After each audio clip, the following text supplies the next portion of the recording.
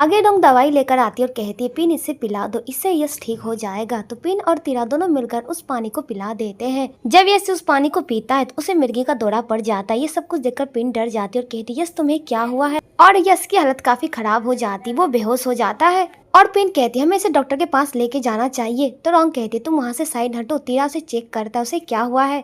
और रोंग मन ही मन खुश हो रही होती है, अब तो यश इस दुनिया को छोड़कर चला ही गया होगा। इधर तीरा बार बार यश को उठने के लिए कह रहा होता है कि तभी अचानक यश सारा मुंह का पानी तीरा के मुंह पे उछल देता है और वहाँ से वो बाथरूम चला जाता है। और वहाँ से बाहर आने के बाद कहता है मुझे ये बाहरी खाना पसंद नहीं आया, ना ही मैं इस खाने को डाइजेस्ट कर पाई, जिस वजह से मेरी हालत काफी खराब है। और आप लोग मेरी हालत तो देख ही सकते, मैं कैसे अजीबो गरीबो हरकतें कर रहा हूँ, इसके लिए मुझे माफ कर दीजिएगा। और वहाँ पे वो जानबूझकर उन लोगों को तंग करने का एक मौका नहीं छोड़ता। और यश पिन से कहता आज से तुम मेरा खाना बनाओगी, तुम मुझे खाना बना कर दोगी, समझी तुम, और मुझे बाथरूम जाना है। और ये कहकर वो बाथरूम चला जाता और वहाँ जाकर वो हंस रहा होता है। इधर डोंग अपने रूम में जाती है तो वहाँ पर पेंग आता है और उसका गला घोटने लगता है और कहता है कि तुमने मेरे बेटे के साथ बहुत ही गलत किया, ये मेरे बेटे का है, तुम यहाँ से बाहर चली जाओ। कि अचानक डोंग की नींद खुल जाती है, ये सब कुछ उसका सपना रहता है। सपने में आके यश के डैड उसे डरा रहे होते हैं। आगे फिर डोंग के रूम में आती है और कहती है मैडम मेरी हेल्प कर दीजिए, मॉम की सर्जरी में कुछ पैसे चाहिए, 3 लाख रुपए आप मुझे दे दीजिए। ये सुनकर डोंग तो शॉक्ड हो जाती है और कहती मेरे पास तो जहर खाने के लिए पैसे नहीं, मैं तुम्हें पैसे कहाँ से दूं, और मैं यहाँ की मालकिन नहीं हूँ, जाके यश से मांगो और मुझे यहाँ आराम से सोने के लिए दो, किसी और से जाके हेल्प मांगो, मैं तुम्हारी कोई मदद नहीं कर सकती, जाओ जाके यश से मांगो। तो पिन गिड़गिड़ाने भी लगती है पर रोंग उसकी एक बात नहीं सुनती, उसे रूम से बाहर निकाल देती है। और ये सब कुछ यश को पता चल जाता है कि पिन कितनी मुसीबत में है।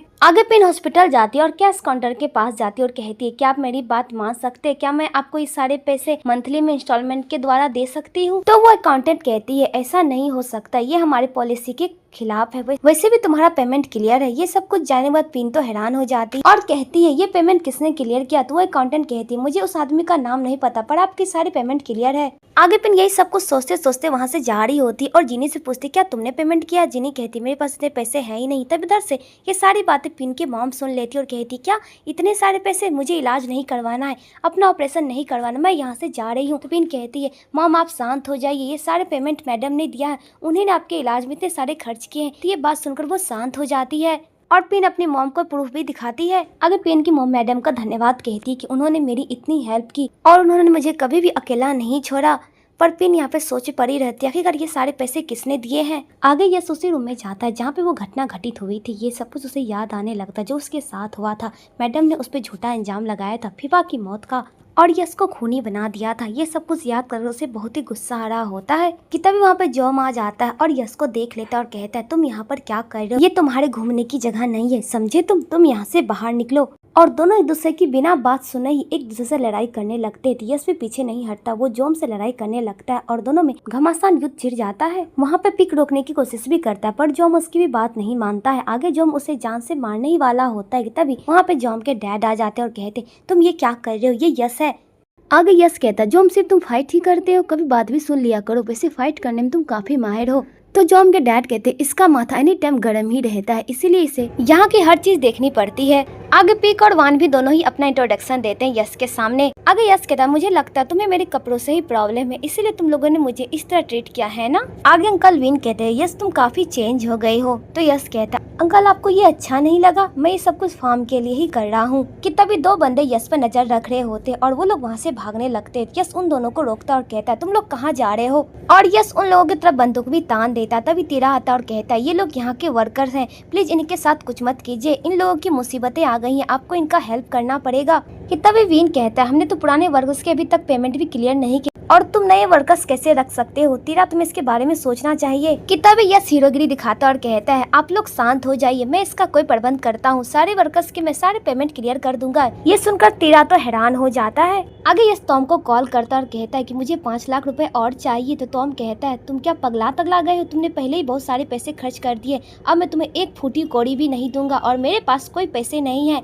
तुम्हें पता है ना इस फार्म में मेरी भी जमीन है और मेरा भी हिस्सा है। तो टॉम कहता है इसके लिए मुझे कोर्ट से जाके बातें करनी पड़ेगी। तो यश कहता है जैसे भी हो मेरी हेल्प करो, मुझे बहुत जरूरत है पैसे की। तो टॉम कहता तुम कितने बदमाश दोस्त हो, मुझे तुम्हारे लिए कुछ न कुछ तो जरूर करना होगा। दूसरी तरफ नी अपने बॉयफ्रेंड के साथ गुलछड़े उड़ा रही होती, तभी वहाँ पर टॉम आता और कहता तुम लोग आखिर कर क्या रहे हो, बाहर तक आवाज आ रही है, चुपचाप कुछ नहीं कर सकते, तुम लोग पगला गए हो क्या। तो नी बाहर निकलती और कहती है क्या तुम्हें भी चाहिए क्या, मुझे तो लगता है तुम अकेले हो, आओ मैं तुम्हारी प्यास बुझा देती हूँ। ये सब कुछ सुनकर वो तो हैरान हो जाता है। आगे नी की आंटी को भी सारी बातें पता चल जाती है कि नी एक प्रॉब्लम में फंस चुकी है, उसकी गंदी वीडियो वायरल हो जाएगी अगर उसने पैसे नहीं दिया, और वो आंटी से पैसे मांग रही होती है। तो रॉन्ग कहती है लड़की पूरी तरह से पागल है, जब देखो तब पैसे ही मांगती है और मुसीबत में पड़ती ही रहती है, इस बार आने दो, इसे तो मैं रूम में बंद कर दूंगी। तो तीरा रॉन्ग से कहता है क्या आप पैसे ट्रांसफर नहीं करेगी, इससे तो आपकी भतीजी की काफी बदनामी हो जाएगी। तो रॉन्ग कहता अब इसे संभालने दो, मुझे से कोई लेना देना नहीं, मैं इसकी इस बार हेल्प नहीं करूंगी, बहुत हो चुका है, मैंने बहुत बर्दाश्त भी कर लिया।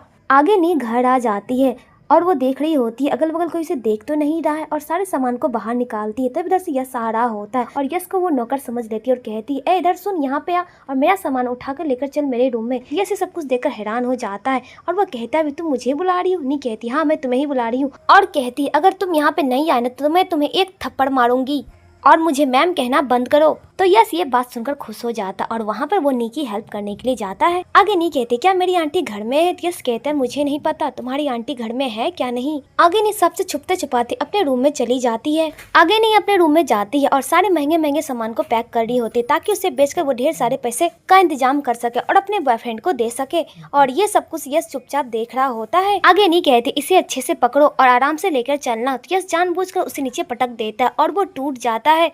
तो नहीं कह रही तुमने क्या कर दिया, तुम्हारे पास दिमाग नहीं है क्या, इडियट कह के उसे बुरा भला कहने लगती है। तो यहाँ पे यश कहता है मैम आप चिंता क्यों करती है, मेरे पास एक जुगाड़ है, इससे तो आप काफी अच्छी दिखेंगी। और उसके साथ वो अजीबो गरीबो हरकतें करने लगता है जिसे देखकर नी को गुस्सा आ जाता है, उसे वो कसकर एक थप्पड़ मार देती है।